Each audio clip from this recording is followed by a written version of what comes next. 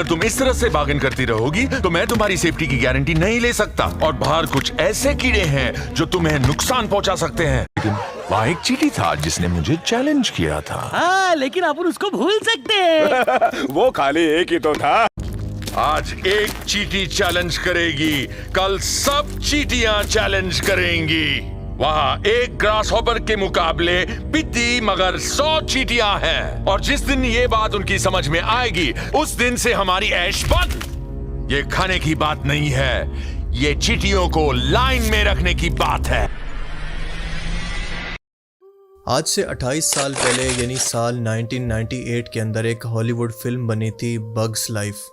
वैसे तो ये एक फैमिली कॉमेडी एनिमेशन फिल्म थी जो कि बच्चों के लिए बनाई गई थी, लेकिन इस फिल्म की कहानी बहुत ही गहरी है और हैरत अंगेज तौर पर आज के मौजूदा हालात को बिल्कुल वैसे रिप्रेजेंट करती है और बताती है कि कैसे दुनिया की एलीट क्लास, ताकतवर मुल्क कमजोर को कंट्रोल करते हैं, इनके वसाइल को डर और खौफ से लूटते हैं। तुम इसे बचाओगे?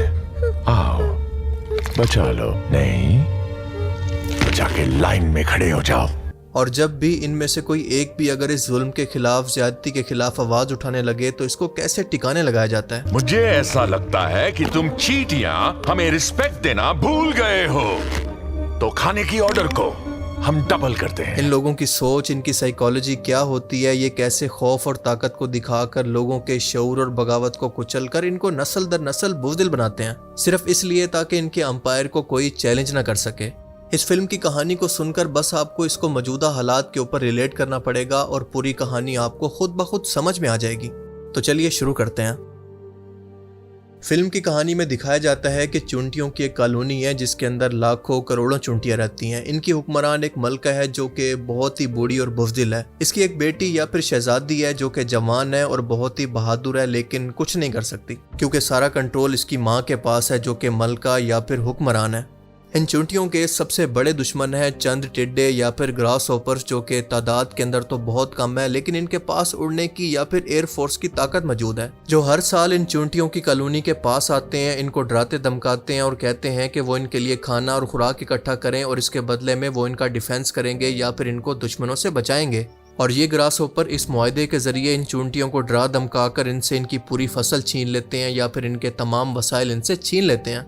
बेचारी चुंटियां इनके खौफ की वजह से साल भर मेहनत करती हैं, इनके लिए खाना इकट्ठा करती हैं, लेकिन खुद भूखी रहती हैं। और हर साल ये टिड्डे बहुत सारी फसल लेकर चले जाते हैं और इनके खाने के लिए बहुत ही कम बचता है या फिर बचता ही नहीं है।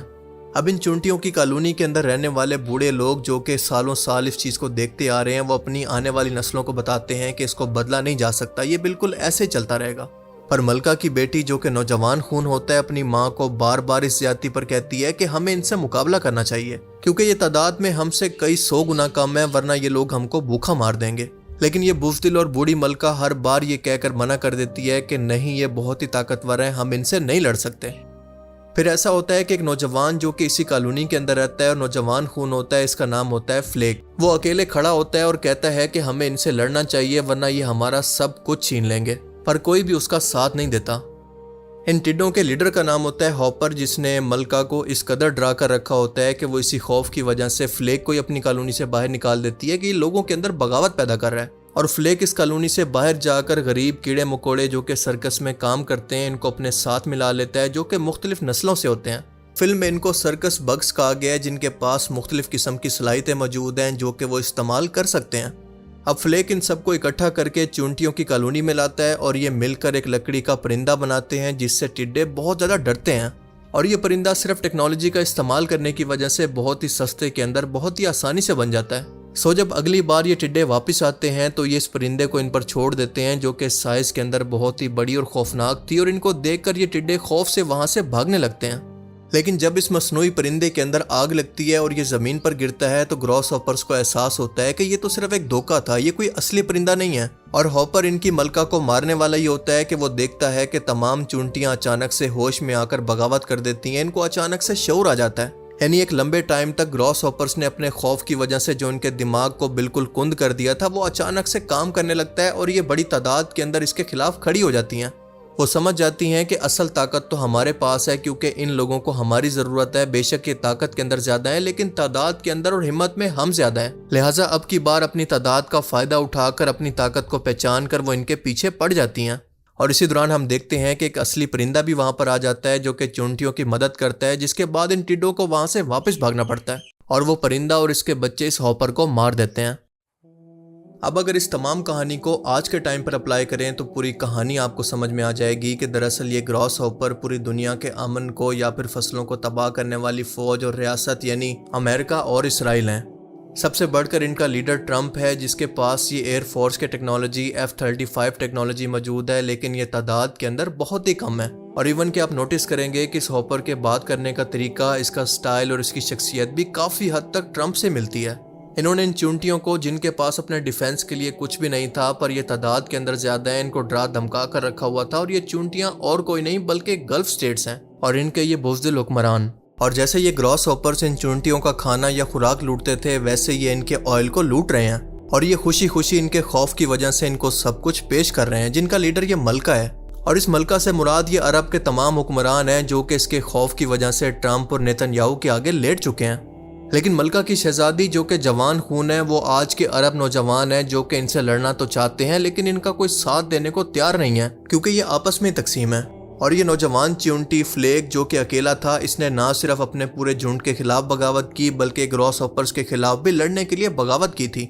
वो और कोई नहीं बल्कि मौजूदा दौर के अंदर ईरान है, जिसे अरबों ने अपनी कॉलोनी से, अपने इत्तेहाद से बाहर निकाल दिया, सिर्फ इन ग्रॉस हॉपर्स के ताकत के खौफ की वजह से। इस फिल्म में जो लड़ने वाला आर्टिफिशियल सस्ता परिंदा दिखाया गया है, जिसने इन टिड्डों को वापस पलटने पर मजबूर कर दिया था, वो और कुछ नहीं बल्कि ईरान के मिसाइल और ड्रोन्स की ताकत है, जो वैसे तो इनके एयर डिफेंस सिस्टम और F-35 के सामने कुछ भी नहीं है, लेकिन इनको माली तौर पर इतना नुकसान पहुंचा दिया है, इनकी रेपुटेशन इतनी खराब कर दी है कि इनको मजाकरात का बहाना बनाकर वापस पलटने पर मजबूर कर दिया है। इमेजिन करें कि दुनिया की सुपर पावर एक ऐसे मुल्क से जिसके पास एयरफोर्स नहीं है, नेवी ना होने के बराबर है, इसके खौफ से मजाकरात की भीख मांगे। इनके लिए कितनी शर्म की बात और कितना जिल्लत का मकाम है। और सोचें अगर वो ये बात एक्सेप्ट कर लें तो दुनिया के अंदर इनकी क्या इज्जत बाकी रह जाएगी।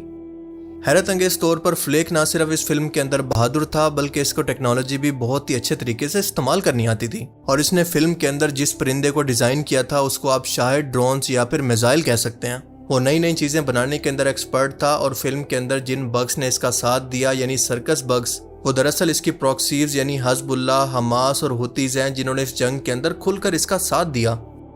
और फिर इसके बाद जो असल परिंदा था वो दुनिया की असल सुपर पावर थी जो कि इस जंग के अंदर शामिल हो गई। मिसाल के तौर पर चाइना, रशिया, पाकिस्तान, टर्की, ये सब मिलकर सिर्फ एक आवाज यानी ईरान के खड़े होने पर इसके खिलाफ हो गए। और हम खुद देख रहे हैं कि इनके इत्तेहादी भी एक एक करके इनका साथ छोड़ रहे हैं क्योंकि इनको भी शऊर आ चुका है और अब ये हॉपर सिर्फ अपने सर्वाइवल की जंग लड़ रहे हैं। हैरत अंगेज तौर पर इस फिल्म के अंदर हॉपर जो डायलॉग इस्तेमाल करता है वो खुद ट्रंप भी बोल चुका है। जब इससे कहा जाता है कि इन लाखों करोड़ों चूंटियों के अंदर सिर्फ एक फ्लेक ही तो है जो कि बगावत के अंदर खड़ा हुआ है, इसको इग्नोर कर दे या फिर छोड़ दे क्योंकि इसकी कोई वैल्यू नहीं है, इसको इतना सीरियस क्यों ले रहा है, तो वो जवाब देता है कि अगर आज इनमें से एक हमारे सामने खड़ा हुआ है, इसको अगर छोड़ दिया तो कल ये सब हमारे सामने खड़े हो जाएंगे। वो कहता है कि मसला सिर्फ खुराक का नहीं है बल्कि इनको कंट्रोल करने का है।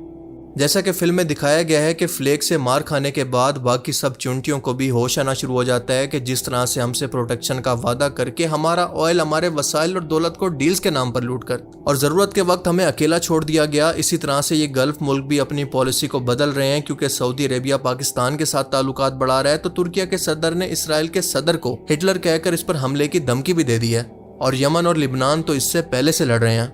यानी आहिस्ता आहिस्ता बाकी रह जाने वाली चूंटियों को और इनके हुक्मरानों को भी होश आ गया है। वो नींद से जाग चुके हैं और हिम्मत करके अपने मुल्क के फैसले अमेरिका और इसराइल से आज़ाद होकर खुद करने जा रहे हैं। आप जरा गौर से देखें कि ये है वो मलका जो कि चूंटी है और ये है दुबई के बादशाह रूलर की शक्ल। क्या ये सब आपको इत्तेफाक लग रहा है?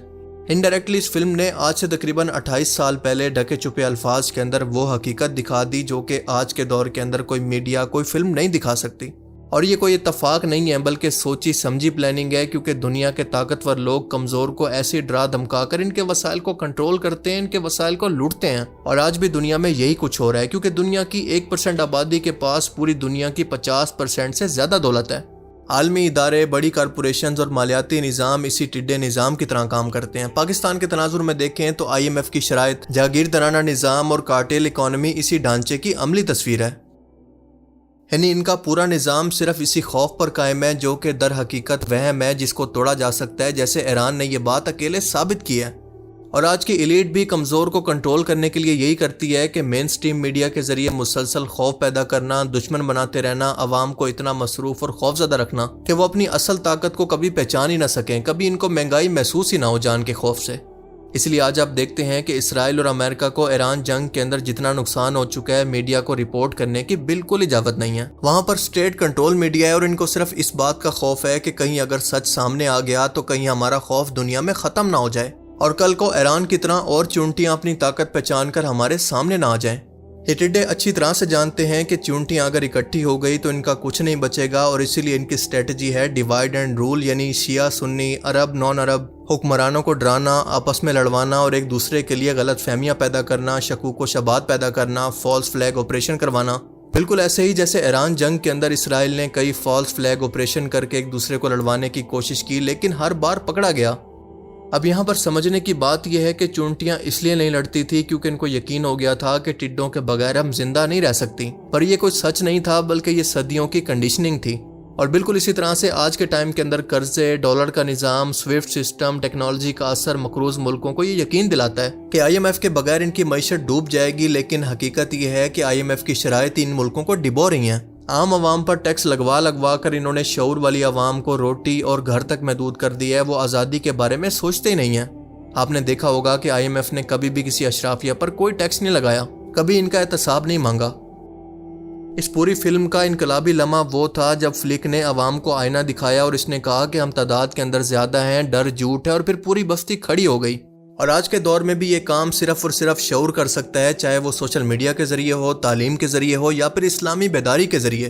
क्योंकि जब आवाम को ये होश आ जाता है कि असल ताकत उनके पास है तो निज़ाम हिल जाता है और इसी खौफ की वजह से शऊर देने वाले लीडर हमारे मुल्क के अंदर या तो फांसी चढ़ चुके हैं या फिर अभी तक जेल के अंदर कैदे तन्हाई काट रहे हैं। कुल मिलाकर बग्स लाइफ को सिंपल एनिमेशन नहीं है, बल्कि ये ताकत और कंट्रोल की साइकोलॉजी को दिखाती है। जब से इंसान हज़ारों साल से इसको इस्तेमाल करते आ रहे हैं और इसका सबक हर दौर के अंदर ताज़ा है।